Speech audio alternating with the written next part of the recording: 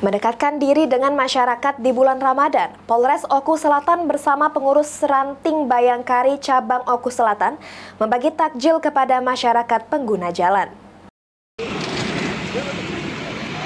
Dipimpin langsung oleh Ketua Bayangkari Cabang Oku Selatan, Dea Listiono Dwi Nugroho. Puluhan personil Polres Oku Selatan dan pengurus Ranting Bayangkari Cabang Oku Selatan membagikan takjil gratis kepada pengguna jalan raya. Pembagian takjil ini dilaksanakan di Simpang 3 Binjai, Kelurahan Bumi Agung, Kecamatan Muara II dan di depan Mapolres Oku Selatan menjelang buka puasa. Ratusan paket takjil yang berisi makanan ringan dan minuman yang dapat dinikmati untuk berbuka puasa ini dibagikan kepada masyarakat khususnya pengguna jalan.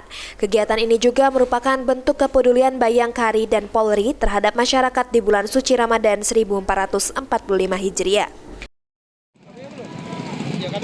Jelaskan tuh kegiatan kita hari ini seperti apa, Bu?